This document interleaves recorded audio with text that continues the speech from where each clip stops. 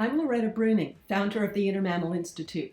Have you noticed that people go negative a lot? Well, it's fascinating to know that our mammal brain is designed to go negative. I'm going to give you 3 reasons why we go negative and how you can go positive. Negativity is natural, but positivity is possible.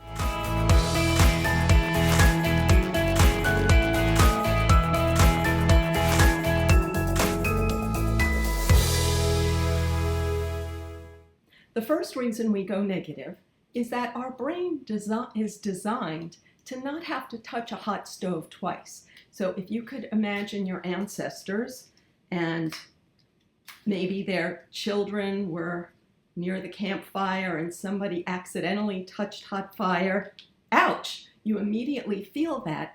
That's a release of cortisol, which is the pain chemical, and it builds a neural pathway that alerts you the next time you get anywhere near anything that gave you pain before. Now you can see how with a big brain, you can be alert for almost everything because everything in some way you can link to something that hurt you before.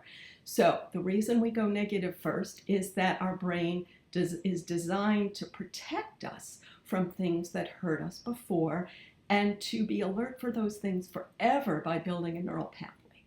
The second reason we go negative is it helps us socially bond. So when you feel bad and friends feel bad, you often learn from life experience that being negative helps you bond with those around you.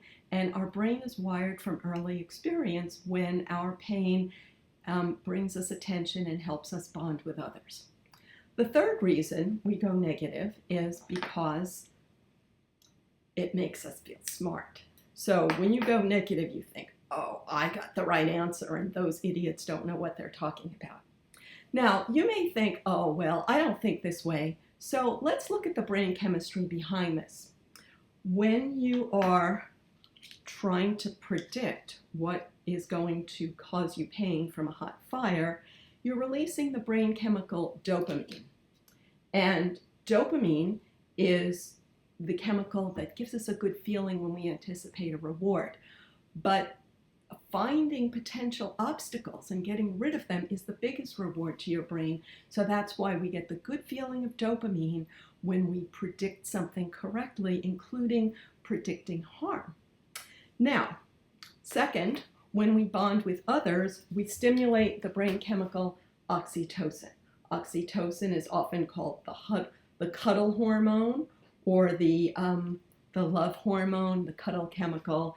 And so we are always looking for safety in numbers. That's what our mammal brain is designed to do. We feel threatened when we leave the herd because our oxytocin falls. And negativity is one way to feel connected to the herd.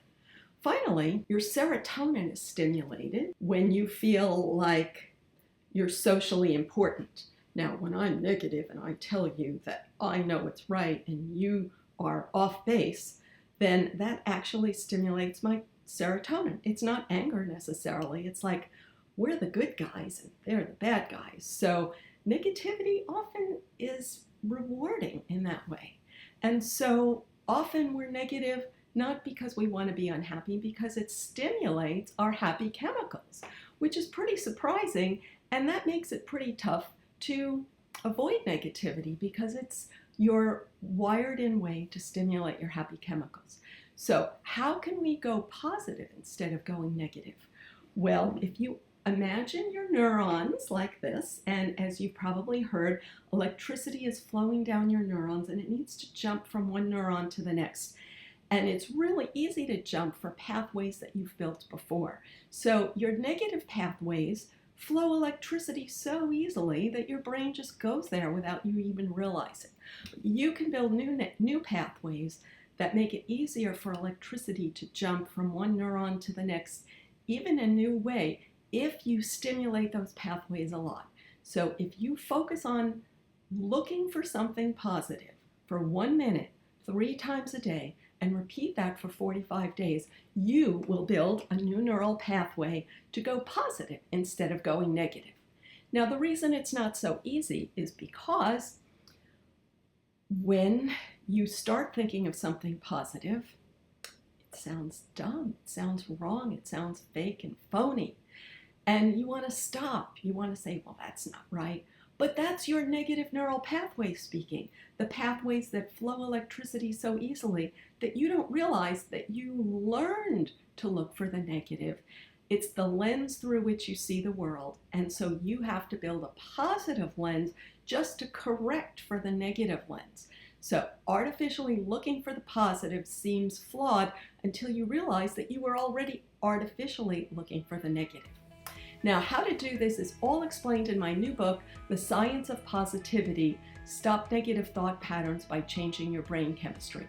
You can find it all on my website, innermammalinstitute.org. Look forward to talking to you more. Bye!